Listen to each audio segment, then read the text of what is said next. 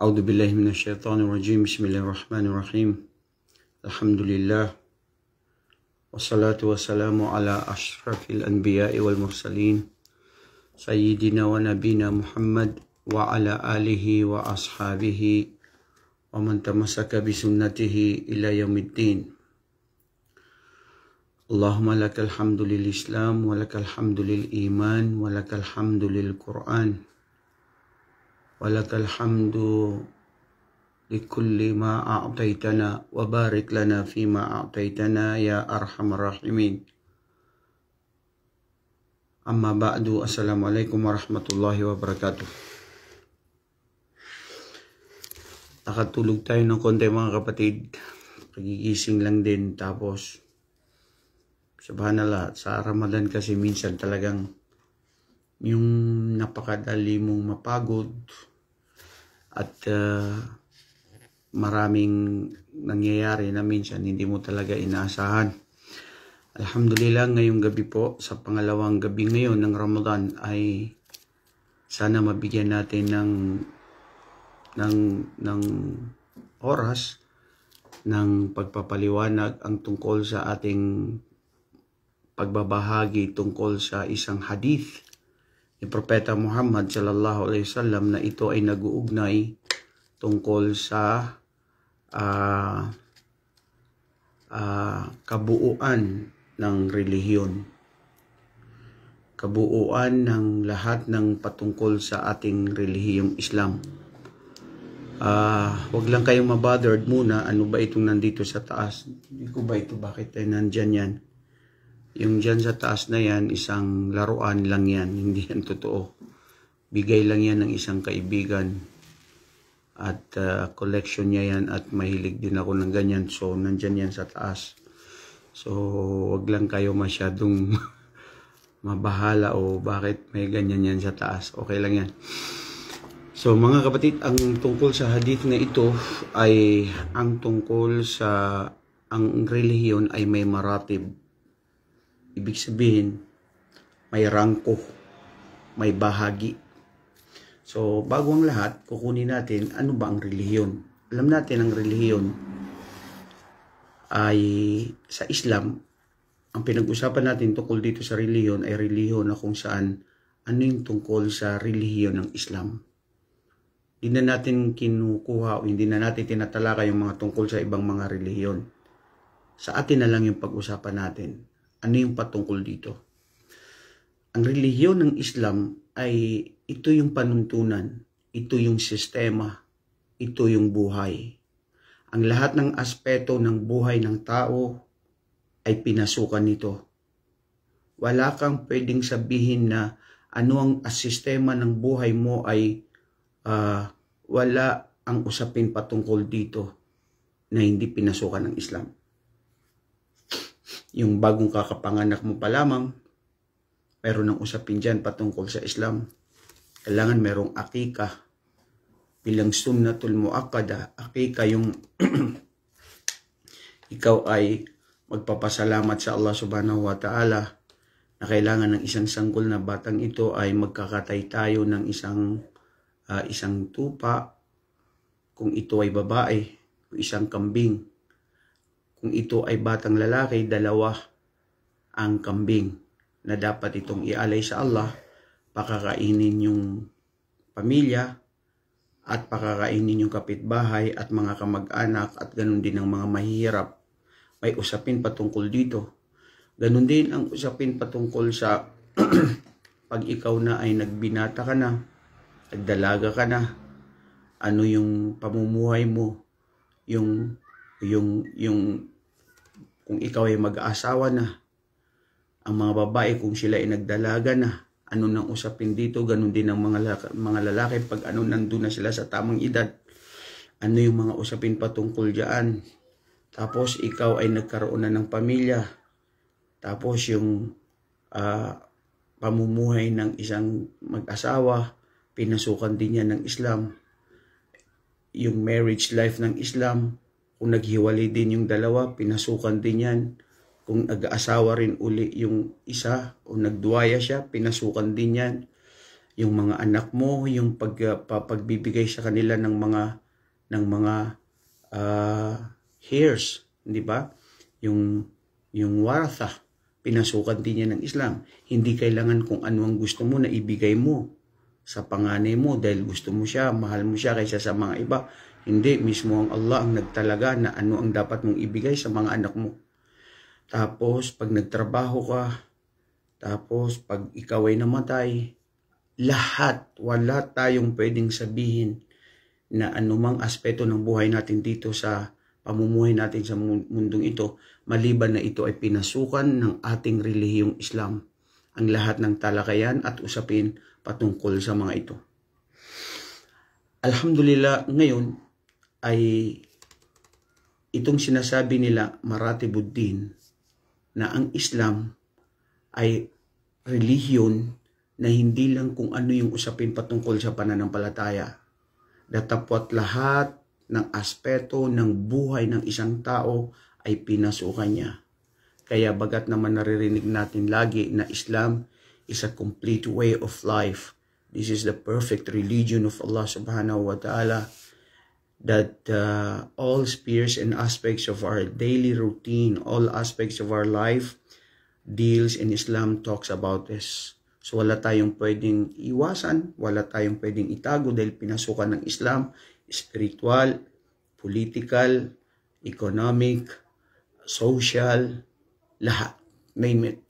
So kumpleto. Kaya ang buhay natin dito sa mundo, nilikha tayo ng Allah subhanahu wa ta'ala para sambahin siya. So ang pagsamba sa Allah subhanahu wa ta'ala ay pwede yung political, pwede yung economic, pwede yung social, physical, spiritual, lahat. Subhanallah. So amazingly talaga magtataka kayo na talagang ang buhay natin ay lahat ito patungkol sa Islam. Kumain ka lang, iinom ka lang ng tubig, sasabihin mo, Bismillah, mayroon ka ng gantimpala sa Allah. Bismillah.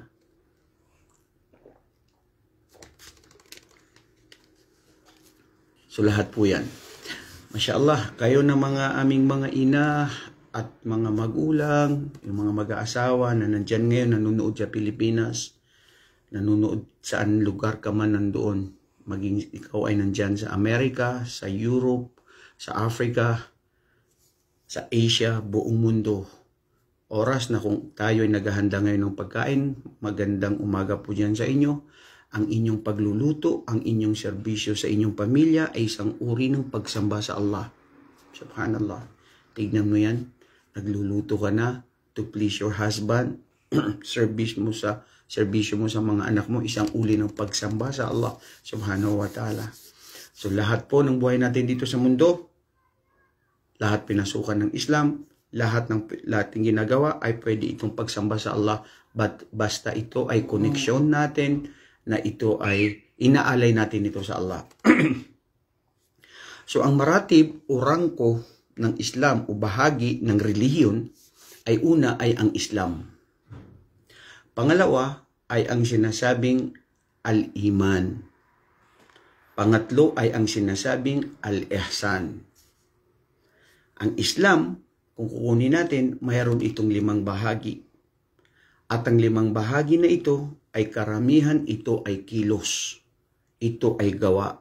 Ang tinutukoy dito sa Islam ay gawa. Bukod sa pananampalataya. Pangalawa, ang iman, ang usapin sa iman ay ito naman ay ang pananampalataya, paninindigan na gawain ng puso. Naniniwala ang puso. Ang pagbabasihan ng Allah ay ang ating puso sa araw ng paghukom. So nandyan yung sinasabing 6 na haligi ng pananampalataya. Kung may 5 haligi ang Islam, mayroon namang 6 na haligi ang sinasabing iman o pananampalataya na siyang pinakamahalaga dahil walang saysay, walang pakinabang ang buhay ng isang tao dito sa mundo na wala siyang pananampalataya. Ganito kaimportante ang ating paninindigan at ang ating pananampalataya. Pangatlo ay ang sinasabing al-ihsan. Ang ihsan ay ang pagpapakabuti, ang paghuhusay ng iyong mga gawain, ang iyong takot sa Allah. At ito yung pinaka-a'la. Siya yung pinakamataas. Islam, ihsan, at al-ihsan. Islam, iman, at saka ihsan. Ano yung ihsan na yan? Dahil kung titignan natin, yan yung mga muhsinin. Inna Allah yuhibbul muhsinin. Mahal ng Allah subhanahu wa ta'ala ang mga taong nagpapakabuti. Dahil kung titignan mo naman, ang Islam ay kilos, tapos ang pananampalataya naman ay ang iman, pero ang ihsan ay nandoon na yung kilos at nandoon na yung pananampalataya. Pinagsanib muna yung dalawa doon sa ihsan na yan. So ang ibig sabihin ng ihsan, an ta'budallaha ka'annaka tarahu, fa in lam takun tarahu, fa innahu yaraka. Ang sinasabing ang pagpapakabuti na ihsan ay ikaw ay parang sumasamba ka sa Allah, gumagawa ka ng kabutihan na sinasabi mo na parang nakikita mo ang Allah. Kaya ka nagpapakabuti. Kaya mo ginagawa ang isang gawain. At batid mo ng Allah ay nakikita ka niya. Subalit hindi mo siya nakikita. Pero kung bakit ka gumagawa ng kabutihan, bakit ka naniniwala, ay dahil sa pamamagitan ng ihsan, pagpapakabuti. Ngayon mga kapatid, ano ang dalil natin? Ang hadith na ito ay matatagpuan natin sa Muslim, na kung saan mismo si Omar ibn al-Khattab radiyallahu anhu siya ang nagsalaysay. Siya ang nagparating. Siya ang nagbahagi sa hadith na ito. Mahaba kasi ang hadith na ito.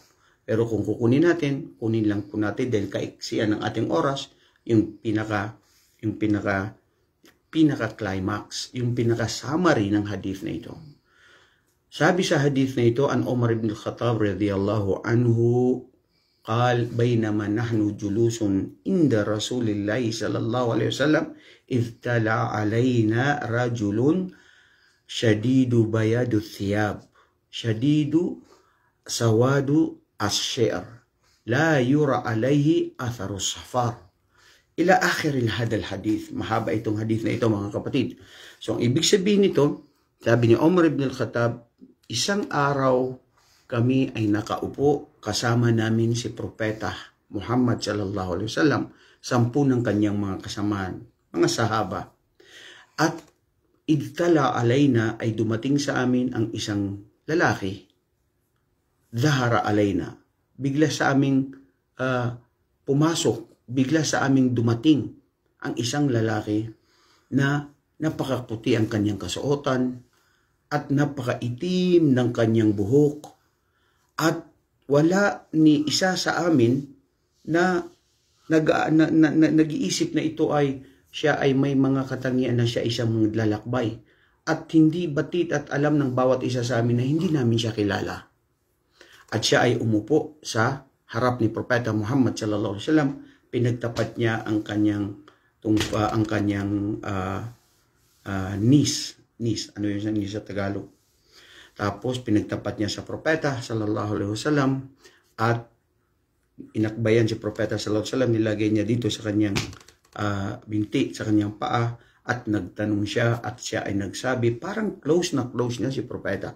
Parang kilala niya si Propeta Muhammad na ni isa sa amin ay walang kakilala kasi hindi namin nga kilala ang taong ito. At siya ay nagsabi, Ya Muhammad, akhbirni anil Islam. O Muhammad, ano nga ba ang Islam? Dito sinabi ni Propeta Muhammad sallallahu alaihi wasallam ang Islam. At alam natin si Propeta, anong sinasabi niya, anong ibinabahagi niya, anong kanyang mga kilos, anong kanyang mga turo, ito ay galing mula sa Allah. Wa ma yantiqu anil hawa in huwa illa wahyu yuha. Si Propeta sallallahu alaihi wasallam hindi siya magsasabi ng anumang mga uring salita na galing mismo sa kanya, maliban sa ito ay kapahintulutan at ito ay maliban sa ito ay revelasyon mula sa kanyang Kapanginoon. So sabi nga ni Propeta sallallahu alaihi wasallam, utitu bil Qur'ani wa mithlahu. Ibig sabihin, ako ay pinagkalooban ng Quran, salita ng Allah, at anong katulad nito? Ang katulad nito, ito yung sunnah.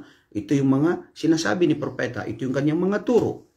Ngayon, sinabi ni Propeta, al-Islamu an tashhadu o an tashhada an la ilaha illallah wa anna Muhammadan Rasulullah. Wa tuqimus salah wa tu'tuz zakah wal hajju man istata'a ilayhi sabila wa sawm Ramadan. Faqala sadaqt. Sabi ni Propeta sallallahu alaihi wasallam, ang Islam ay siya ang pagsaksi, pagsalita, pagsabi ng dila at paniniwala ng puso na walang Diyos na marapat dapat sambahin, paglingkuran, maliban sa Allah, at si Propeta Muhammad ay kanyang sugo. At ang itaguyod ang pagdarasal na 5 beses sa isang araw, hindi 3 beses. Dito sa hadith na ito, of course, nabanggit dito ang tuqim sala, ibig sabihin, ang itaguyod ang pagdarasal. Pero sa ibang riwaya ng mga hadith nabanggit na ang hadith na nag-uukoy sa sala ay inna Allah aftarada alaykum 5 salawat. Ang Allah subhanahu wa ta'ala ay pinag-utusan tayo na magdasal ng 5 beses sa isang araw. Hadith din na kung saan sa Laylatul Isra wal Miraj, si Propeta Muhammad ay napaakyat ng Allah subhanahu wa ta'ala sa 7 kalangitan. Walang ibang pinag-utos ang Allah maliban sa ang itaguyod ang 5 beses na pagdarasal. At tandaan ninyo, ang 5 beses na pagdarasal nito, una ay pinag-utos ng Allah na 50 beses. Pero dahil sa awa at habag ng Allah sa kanyang propeta, ito ay ginawang 5 beses para sa kanyang mga umma. At ang gantimpala ng 5 beses na pagdarasal ay parang ikaw ay nagdarasal ng 50 beses sa isang araw. Mapalad ka kapatid kung ikaw ay nagdarasal ng 5 beses sa isang araw, nangangahulugan, mahal ka ng Allah, mahal mo ang Allah, at ikaw ay ginagawa mo ang obligado mo. Pagkatapos sinabi ni Propeta Muhammad, at ang pagbibigay ng zakah, ang kawang gawa sa mga maralita, sa mga mahihirap ng 2.5%. Of course, pinaliwanag ito ng mga pantas. Pagkatapos ay ang pagpunta o paglalakbay sa Hajj. Kahit saan man lugar kayo nandoon dito sa sanlibutan, maglakbay patungo sa Makkah. Sa Makkah para mag-Hajj. Ang paglalakbay patungo sa kaluguran ng Allah. Para makita natin ang pagkakaisa at pagkakapantay-pantay ng lahat ng tao sa buong mundo, na walang tunay na pinaka-mainam, pinakamahal ng Allah ay ang siyang tao na siya ay matakutin sa Allah. At ang panglima ay ang pag-aayuno sa buwan ng Ramadan. So, makikita natin ang pag-aayuno dito nabanggit ng naging limang haligi. Sa ibang hadith nabanggit ang pag-aayuno ay sa pangatlo o di kaya pang-apat. So, lahat yan ay nabanggit ang patungkol sa pag-aayuno at mapalad ka ngayon na ikaw ngayon ay nag-aayuno. So mga kapatid, ano nga ba ang la ilaha illallah? Ang la ilaha illallah na sinasabi ng iyong dila, pinapaniwalaan ng iyong puso, na walang Diyos maliban sa Allah, hindi lang yung pagsabi mo na sinasabi ng dila mo, kundi kailangan ay kaakibat ang kilos at gawa at ang iyong pamumuhay. Ang ibig sabihin ng la ilaha illallah, ang buhay ko sa mundong ito ay la ilaha illallah. Ang buhay ko sa mundo ay walang Diyos maliban sa Allah. Ang aking pagtatrabaho, ang aking pagtataguyod sa pamilya ay para sa Allah. Walang Diyos na maliban sa nag-iisa na maliban siya ang Allah subhanahu wa ta'ala. Ang pagsabi ng la ilaha illallah, ibig sabihin ang lahat ng aspeto ng buhay mo. Ibarat sa maranaw na so sakro kabentang mo manusia, na langon din na pisulda nuto, na daatuan a panunuatan a simbaan a inua ko mauyag ko dunia kapara ko Allah. Ibig sabihin nun mga kapatid, ang pag-aasawa mo, ang pagtatrabaho mo, ang pag-hajj mo, ang pagkain mo, ang pag-inom mo, ang transaksyon mo sa pangangalakal, ang negosyo mo, ang lahat ng ito ay binubuo na kung bakit mo yan ginagawa ay dahil para sa la ilaha illallah. Walang Diyos maliban sa Allah. Nang ibig sabihin nun, kailangan ugnayan ng ginagawa kong ito ay sa kaluguran at kagustuhan ng Allah subhanahu wa ta'ala. At ang la ilaha illallah, itong dahilan kung bakit tayo nalikha. Ito ang dahilan kung bakit ipinadala ang lahat ng mga propeta. Ito ang dahilan kung bakit nilikha ang impyerno, kung bakit nilikha ang paraiso. Ito ang dahilan kung bakit ka nilikha. Ito ang dahilan kung bakit tayo ay magtagumpay dahil nakasalalay sa la ilaha illallah. Lidhalika qala Rasulullah sallallahu alaihi wasallam, man qala la ilaha illallah dakhala al-jannah. Ang sino mang magsabi na walang Diyos na maliban sa Allah, siya ay papasok sa paraiso ng Allah subhanahu wa ta'ala. Ang sino mang huling mabityo ng kanyang salita dito sa mundo ay ang pagsalita ng la ilaha illallah, siya ay tatanggapin at diretso sa paraiso ng Allah subhanahu wa ta'ala. At batid mo ba, tignan mo ngayon, nag-aayuno ka. Bakit ka nag-aayuno? Hindi ba la ilaha illallah? Totoo. Bakit ako nag-aayuno? Dahil sa la ilaha illallah. Inaalay ko ang pag-aayuno ko sa Allah. At ang la ilaha illallah, mga kapatid, pagtimbangin mo ito at ang mundong ito, ang labas ng mundong ito, ang 7 kalangitan at 7 kalawakan at 7 kalupaan, ang lahat ng nakikita, ang hindi nakikita, ang lahat ng anuman, itimbang natin ang la ilaha illallah, makikita mo ang bigat ng la ilaha illallah na itong mga itinimbang natin na mundo, labas ng mundo, ang kalawakan na ito, ay mawawala ng bisa, mawawala ng saysay. Dahil sa la ilaha illallah, nabubuhay tayo. So mga kapatid sa Islam, ang la ilaha illallah ay mayroon itong arkan na kung sinasabing an-nafi wal-ithbat. An-nafi, yun yung sinasabing pagtanggi. Na tinatanggi mo na walang Diyos. Ibig sabihin, walang Diyos.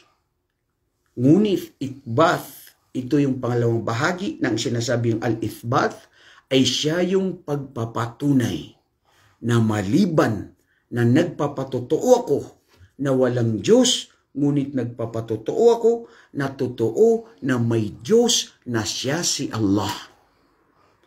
Ang Diyos, ang pangalan niya ay Allah. Hindi si Buddha, hindi si Jesucristo, hindi si Isa, hindi si Jehovah, hindi si lahat ng anumang mga name it na mga Diyos-Diyosan. Hindi si Uzza, hindi si Lath, hindi si lahat ng anumang mga Diyos-Diyosan na ginawa ng mga tao, sinamba ng mga tao. Walang Diyos dahil ang Diyos, siya ang Allah na nagpakilala at nagsabi ng maraming beses sa Quran na ang pangalan niya ay ang Allah. Lafdul Jalala, Allah, nang ibig sabihin niya ay al-ma'lu wal-ma'bud, na pinakataas-taasan at pinakamaluwalhati at pinupuri at niluluwalhati, na patuloy na pinupuri at niluluwalhati ng kanyang mga nalika. Hindi pa nalika ang lahat ng pumupuri sa kanya, nandyan na siya, wa kana Allahu mawjud wa huwal ghaniyul hamid. At siya ang Allah, ang pinakamayaman na pinupuri. Bago pa niya nalika ang lahat ng mga pumupuri sa kanya, nandyan na siya na nag-iisa na wala pang nauna sa kanya. Na siya ang nagsabi sa Quran, innani anallah, la ilaha illa ana, fa'abudni wa aqimis salata li dhikri. Walang Diyos maliban sa Allah, ako ang sabi niya. La ilaha illa ana. Walang Diyos maliban sa ako, na nag-iisa, na dapat sambahin at paglingkuran, at itaguyod ang inyong pagpapaterapa bilang ito ay pag-aalala sa akin. Mga kapatid, kung wala ang pagdarasal mo sa 5 beses sa isang araw, walang silbi ang buhay mo. hindi ka matatawag na Muslim. Kung wala ang pagdarasal mo, hindi mo totoong naalaala ang Allah. Dahil mismo siya sa Quran na sinabi niya, bilang pag-aalaala sa kanya ay ang pagpapatira pa, ang pagdarasal, kasimbayang at yung mga maranaw. Ang pagdarasal ng 5 beses isang araw, ito ang ugnayan natin at koneksyon natin sa Allah subhanahu wa ta'ala. So yun ang sinasabing la ilaha illallah. Ang buhay mo, lahat ng anuman ang nandito, yun ay kailangan kaakibat at nandoon ang la ilaha illallah. Bakit ko itong gagawin? La ilaha illallah. Bakit ako magtatrabaho? La ilaha illallah. Anong paninindigan ko? Anong ginagawa ko? Anong hindi ko gagawin? La ilaha illallah. At yan ang buhay mo na dapat mapasa puso mo. At ang sino mang palooban ng la ilaha illallah sa kanyang puso, tunay na matagumpay, tunay na mapalad. Siya ang nagwagi. Pangalawa ay ang sinasabing ang tuqimus salah. At ito yung salah. Hindi, bago yung salah, si Muhammad sallallahu alaihi wasallam. An tashhadu an la ilaha illallah wa anna Muhammadan Rasulullah. Si Muhammad alaihi salatu wasalam ay tao na katulad natin. Ngunit siya ay propeta ng Allah na pinakahuling propeta. Wala nang huling propeta na darating pa. Wa huwa khatimun nabiyyin. Siya ang pinakahuling propeta na binigyan ng Allah subhanahu wa ta'ala ng kasulatan ng Quran. At ang pagsabi mo na ashhadu anna Muhammadan Rasulullah, na ako'y sumasaksi na si Propeta Muhammad ay huling sugo ng Allah, ay binubuo ng 4 na mga haligi. Unang haligi ay ta'atur Rasulullah, ang tunay na pagtalima at pagsunod na si Propeta Muhammad ang kanyang mga pag-uutos ay susundin mo. Lahat ng pag-uutos niya susundin mo. Pangalawa ay as-sidqun fima akhbara.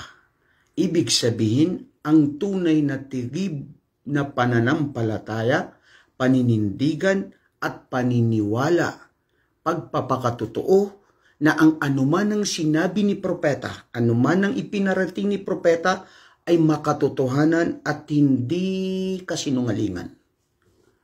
Lahat ito ay totoo na mula kay propeta, na mula sa kanyang Panginoon. Paniniwala na hindi ka nagkakaroon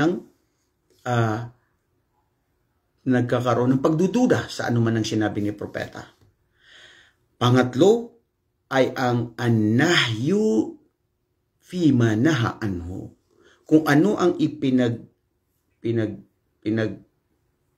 pinag-iwan ni propeta, kung ano ang sinabi niya, kung ano yung sinabi niyang haram, wag ninyong gawin, ay dapat din iharam natin sa sarili natin. Kailangan yan. Ipinagbawal ni propeta, hindi mo ipinagbawal bilang isang Muslim.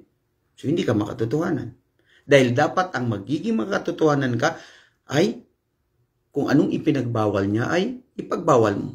Ang pinakadalil natin dyan, وَمَا أَتَاكُمُ الرَّسُولُ فَخُذُوهُ وَمَا نَهَاكُمْ عَنْهُ فَانْتَهُوا. Sa Quran mismo sinabi ng Allah, anong ipinarating sa inyo, ipinabatid sa inyo ni Propeta Muhammad ay kunin ninyo, gawin ninyo, at anuman ang kanyang mga ipinagbawal ay iwasan ninyo. Sabi din ni Propeta sallallahu alaihi wasallam mismo sa kanyang hadith ay gawin ninyo ang aking mga pag-uutos ayon sa makakaya ninyo, fima istata'atum, at ipagbawal nyo anuman ang aking mga ipinagbabawal. At sabi din mismo ng Allah kay Propeta Muhammad, وَمَنْ يُطِعِ الرَّسُولَ فَقَدْ أَطَاعَ اللَّهَ. Ang sino mang nasunod niya si Allah ay tunay na nasunod niya at sino man ang tunay na sumunod kay Propeta Muhammad, nasunod niya ang Allah subhanahu wa ta'ala. Ang pang-apat, mga kapatid, at ito ang pinakamahalaga at pinaka-importante, na siya ay dapat nating sundin ang kanyang mga pag-uutos, at ganun din paniwalaan natin ang kanyang mga pag-uutos at ang anong kanyang mga sinabi sa kanyang mga hadith. At pangatlo ay ipagbawal ang kanyang mga ipinagbawal sa atin. Ang pang-apat, huwag mong sambahin ang Allah Dahil ang sabi dito ay an la ta'budallah illa ma syara'a bihi rasulu alaihi afdalu salatu wasalam. Huwag natin sambahin si Allah maliban sa paano siya sinamba ni Propeta Muhammad. Hindi ba ito pinakamaliwanag, mga kapatid? Is this not clear to you? Do you think we need to explain to you in details further explanation about this? I think this is enough already for you, that Allah subhanahu wa ta'ala has given you a sound mind. Don't ever worship Allah except the way He was worshipped by His Prophet Muhammad sallallahu alaihi wasallam, because He is the example. He is the best and perfect man on earth. If there is a perfect man that could be considered on earth, he is the Prophet Muhammad. And he is the man, he is a person working Quran on this land, on this earth. Ang aking pagsamba, ang aking pag-aalay, ang mabuti kong gawain, ito ba ay alinsunod sa gawa ni Propeta? Kung hindi alinsunod, kung ito ay opinion ko, kung ito ay nakagisnan ko sa aking magulang, kung ito ay kultura at tradisyon na ito naman ay hindi pala ginawa ni Propeta, bakit ko gagawin? Simply as that. Hindi tayo ay maliligaw maliban sa panghawakan natin ng Quran at ang sunnah ni Propeta Muhammad sallallahu alaihi wasallam. At batid nyo ba itong buong Ramadan na ito, mga kapatid? Tignan nyo ang turo ng Ramadan. Bakit tayo nag-ayuno? Halos karamihan dito ay papalapit sa Allah, dahil halos ang ginagawa natin dito ay lahat mga katuruan ni Propeta Muhammad. Halos lahat ng ginagawa natin dito ay pagsamba. Unang-una na makikita mo na pagsamba dito sa pag-aayuno, pinigilan mo ang pag-inom, pagkain mo sa araw na gusto mong kumain at uminom. Bakit? Dahil para sa Allah. Bakit? Ginawa at itinuro ni Propeta Muhammad. Kaya dapat lang natin siya sundin. So hindi ka maliligaw, mga kapatid. Maski sinabi mo, I want to worship Allah the way I feel it. This is the way I feel my emotion. No, you don't have to worship Allah the way you think about it. The way you want. There is a prophet of Allah. Anong dahilan ko bakit ipinadala si Propeta Muhammad? Hindi ba? Pinadala si Propeta Muhammad sallallahu alaihi wasallam dahil siya ay tao na katulad mo. Anong ginawa niya? Anong pinag-utos niya? Anong kanyang binitiwan? Anong lahat ng ginawa niyang pagsamba sa Allah? Gawin mo sa kasing tulad na kanyang pagsagawa. Nagdarasal tayo ng 5 beses isang araw, nagpapatira pa tayo, dumating si Jibril kay Propeta Muhammad at siya ay nagdasal. Sabi niya, Ya Muhammad, hakadaladi yuridu rabbuka an ta'budahu. Ya Muhammad, itong pagdarasal ko na nakita mo, ito ang gusto ng iyong Panginoon na ikaw ay magdasal, magpatira pa sa katulad ng pagkita mo sa akin. Kaya sinabi ni Propeta sallallahu alaihi wasallam, sallu kama ra'aytumuni usalli. Magpatira pa kayo sa katulad ng pagpapatira ko. May ruko, may sujud. Ang 7 mga parte ng katawan ay nagsusujud. Ang noo, ang mukha, nagsusujud. Isa. Ang 2 kamay na nakaano sa hapag doon sa lupa, nakasujud. 3. Tapos, 4 at 5, itong tuhod mo. Ganun din siya, nakayuko, nakasujud. At ganun din ang yung paa. Yung doon sa huling mismo paa mo na nakasujud, pang-6 at pang-7, lahat yan ang sinabi ni Propeta Muhammad na kailangan yan ay nakasujud, nakaruko, nagpapakumbaba sa Allah, na ang ating katawan, ang buhay natin, alam natin na babalik tayo sa lupa. Kung bakit tayo ginagawa yan, dahil ito ay pagtalima, pagsunod sa kung paano ginawa ni Propeta. So natapos na natin, na-explain na natin ang patungkol sa ang la ilaha illallah at ang si Propeta Muhammad sallallahu alaihi wasallam ang haligi ng pananampalatayang ito. Una-una, huwag nyo kalimutan, mga kapatid, ang pagsunod sa mga pag-uutos niya. Pangalawa, ang tunay na paniniwala na walang pag-aalinlangan sa anumang mga sinabi ni Propeta Muhammad, lalong-lalo na totoong hadith. At umiwas kayo sa mga fabricated na mga hadith. na mga gawa-gawa ng mga taong mapanlinlang, nalilinlang ng lipunan at mga tao na sila ay nilinlang nila ang sarili nila. Of course, it is very clear. Meron naman tayong makikita na we have the six authentic books na hadith ni Propeta Muhammad sallallahu alaihi wasallam, ang Bukhari, ang Muslim, ang Tirmidhi, ang Nasai, ang Ibn Majah at mga iba pa na kung saan ito ay pagkukuhanan natin na sinabi ito ng mga pantas na mga authentic na mga hadith.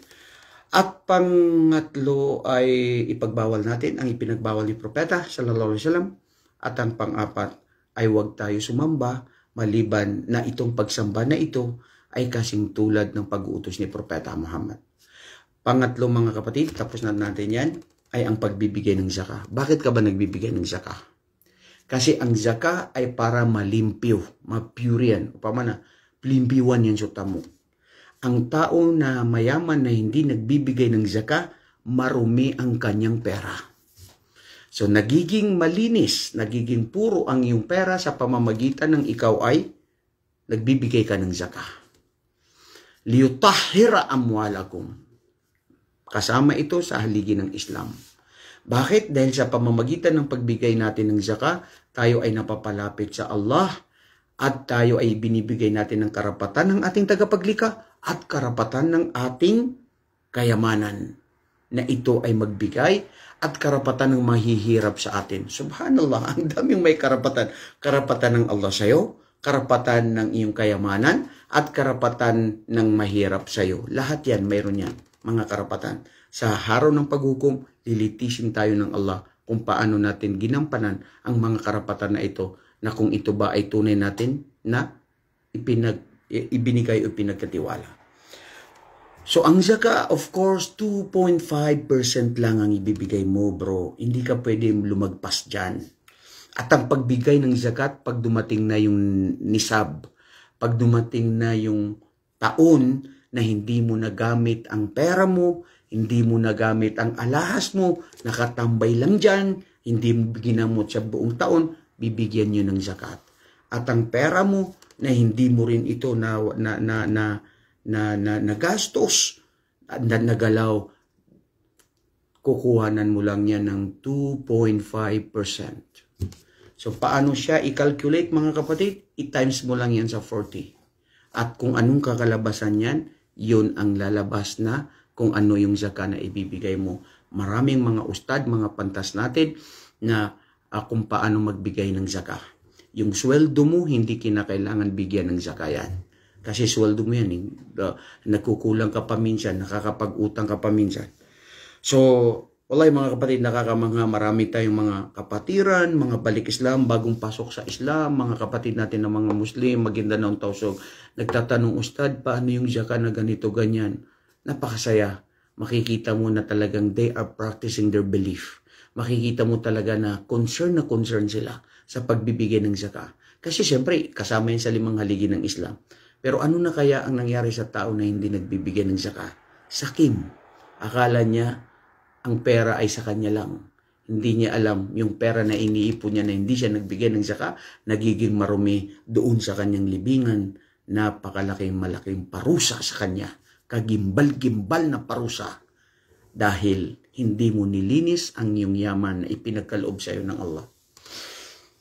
Pagkatapos ng zakah ay ang sinasabing hajj. Sino ang mag-hajj sa inyo mga kapatid? Sino yung nakapag-hajj sa inyo? Sino yung hindi nakapag-hajj sa inyo? Ganito yan.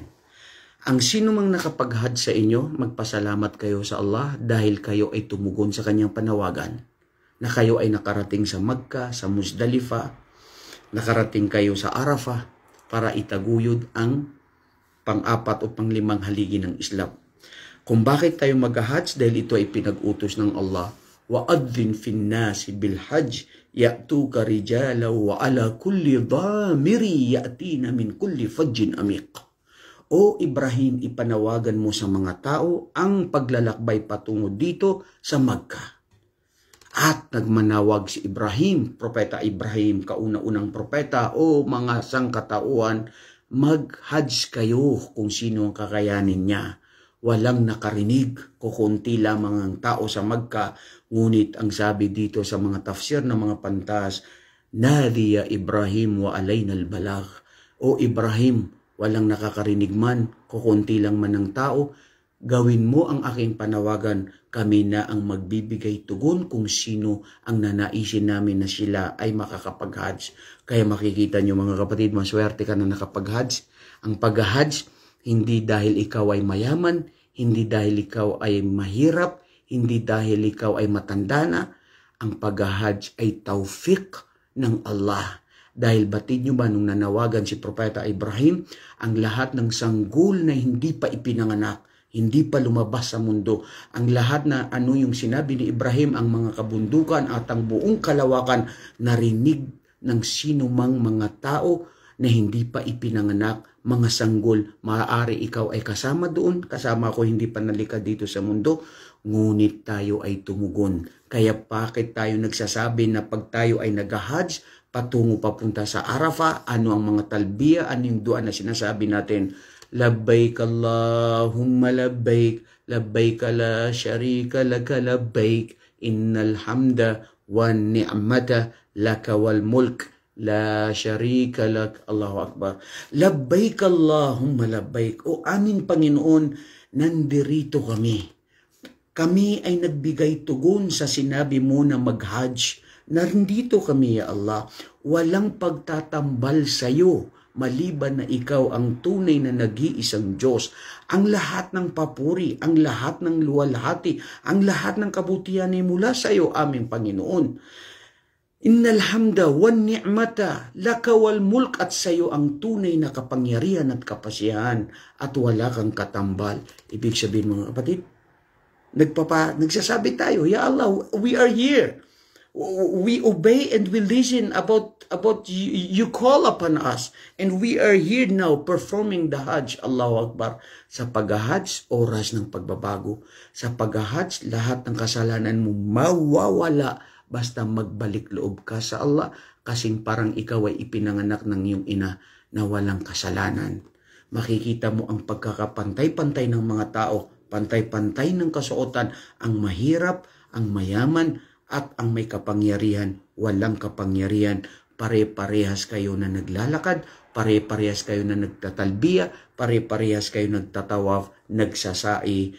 Walang pinakamainam sa Allah, maliban kung sino yung tunay na pinakamatakutin sa Kanya. And this you can feel how Islam is just. This you can feel the universal religion is Islam. This you can feel that all of the people around the globe, they are in different colors, different languages, but they gather together for the sake of Allah, because only to follow the commandments of their Lord, and because they follow the sunnah of the Prophet Muhammad sallallahu alaihi wasallam.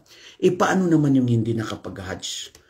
Kung hindi ka nakapag-hajj at gustong-gusto mong mag-hajj, dahil totoo lang ang lahat ng mga Muslim na totoong tunay na naniniwala, mahal nila ang Allah, inaasam-asam nila na makapag-hajj.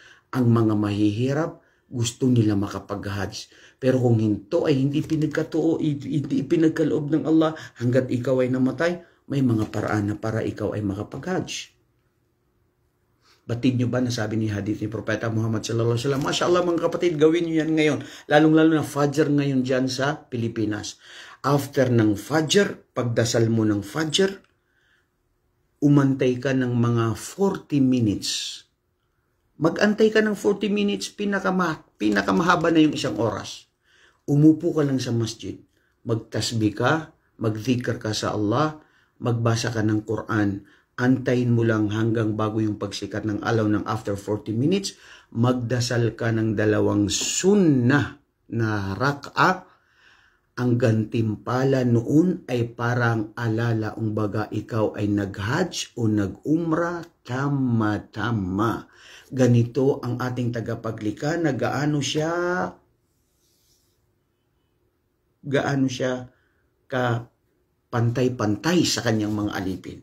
Alipin kanya na hindi mo kaya mag-hajj, gawin mo lang yan. Bilang sunnah ni Propeta na sinabi niya, the reward is that parang ikaw ay nag-hajj o nag-umrah.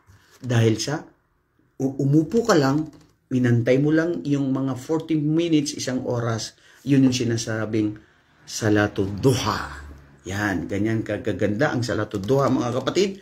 At ang sinasabi natin sa Salatul Ishraq, isa na rin yan. Magkaparehas lang sila.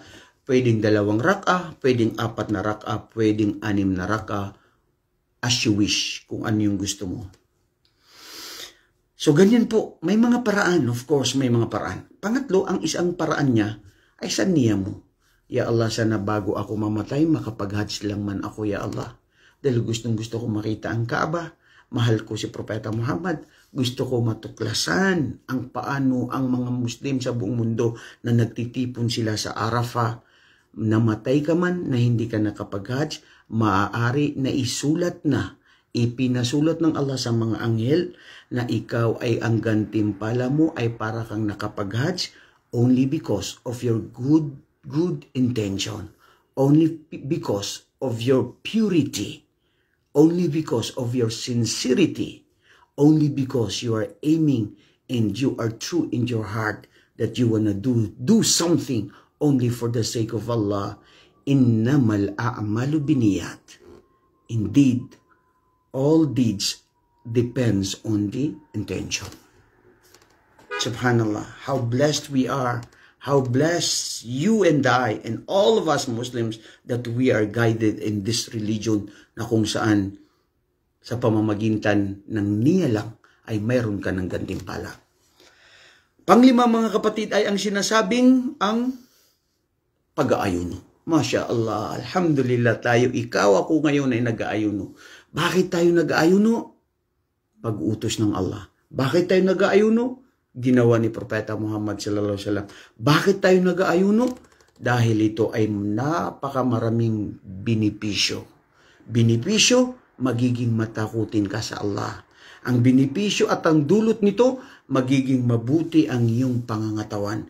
Ilang mga tao na diabetic, ilang mga tao na may sakit, ilang tao na maraming mga karamdaman, dahil sa pag-aayuno, sila ay gumaling. Dahil sa pag-aayuno, nagiging totoo ang ating puso. Nagiging dalisay, nagiging mukhlis. Dahil sa pag-aayuno, nakakapagbigay tayo sa mahihirap. Dahil sa pag-aayuno, kung ako ay mayaman, nararamdaman ko ang nararamdaman ng mga naghihirap. Dahil sa pag-aayuno, nare-realize ko na ako ay isang alipin, na ako ay dapat sumunod sa Allah, lagi siyang maalaala. Dahil sa pag-aayuno, hindi mabilang-bilang ang mga gantimpala na ipagkakaloob ng Allah sa buwan ng Ramadan sa mga taong nagtiis. Dahil sa pag-aayuno, natitigilan ko na ang pagiging marites ko. Dahil sa pag-aayuno, wallahi mga kapatid, I am telling you this, ako mismo sa sarili ko. I am not boasting this, Allah knows. Tayo nandito ngayon tayo sa social media. Problema kasi dito sa social media na ito. Gustong-gusto mo manood ng mga Islamic lectures, pag manonood ng Quran, nagsasama-sama dyan pati yung mga balita ng mga artista, balita ng itong pagkamatay ni Jacqueline Jose, na halos lahat balitang-balita. At subhanallah, nakakapanghinayang. In respect to the family of Jacqueline Jose. At sa inyo lahat, kahit sino kayo, tignan nyo, namatay na yung tao, sinunog nyo pa. Subhanallah. Alhamdulillah po kami ay mga Muslim. Hindi namin dapat susunugin ang patay.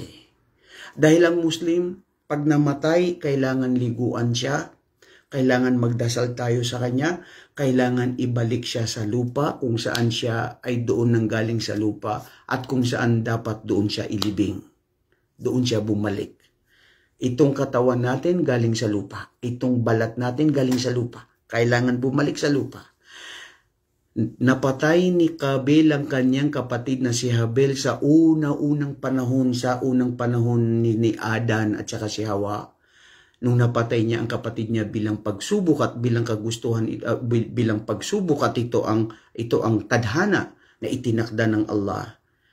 Ang kanyang kapatid, sinunog ba niya ito nung napatay niya? Hindi.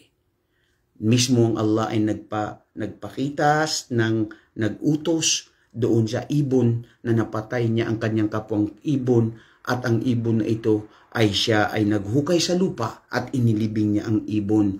Unang tao dito sa mundo na naglibing sa kanyang kapwa-tao na kapatid niya ay sa lupa, at yan ang itinuro sa anak ni Adan, at yan ang turo sa atin na ang sino mang namatay dapat siyang bilang respeto ilibing siya at ibalik siya sa lupa. At ang akala ng tao pag namatay ka, hindi ka na nakakaramdam. Matindi po. Hindi ka pa nga dumating sa impyerno, dito pa lang sa mundo, sinunog ka na.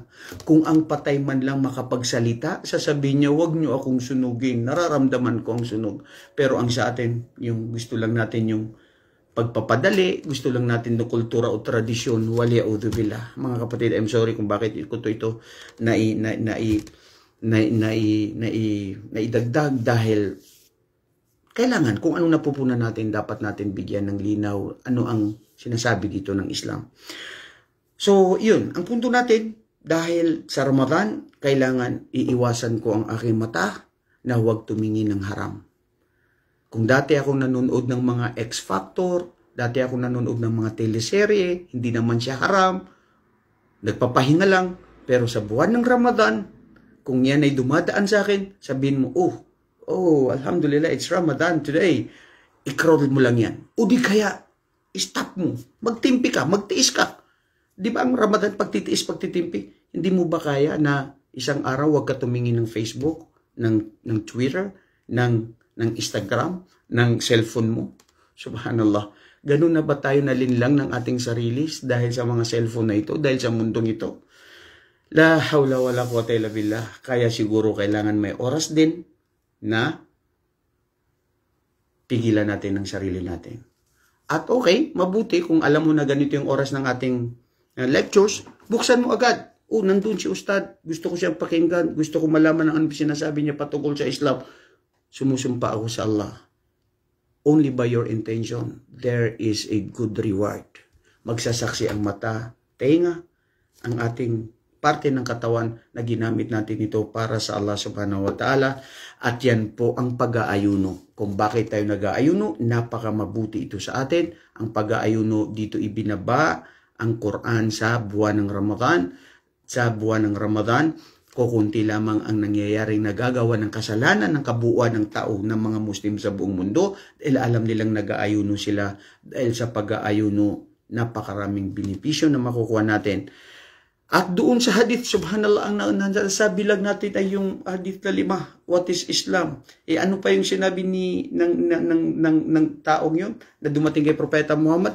Sinabi niya, sadakta, katotohanan ng totoong sinabi mo. At ang sinabi niya, wamal iman. At ano ang iman?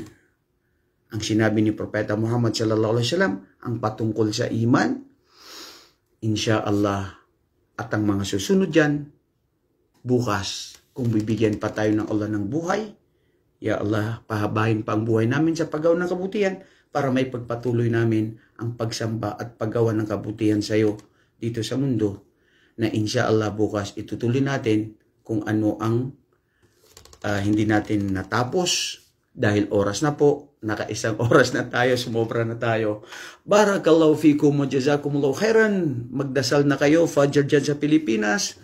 At kayo ng mga kababaihan, ang aming mga nanay, masubhanallah, ang inyong serbisyo sa pamilya, ito isang uri ng pagsamba sa Allah, kalugod-lugod sa Allah. Jazakumullahu khairan wa barakallahu fikum wa akhiru da'wana anilhamdulillahi rabbil alamin. Assalamualaikum warahmatullahi wabarakatuh.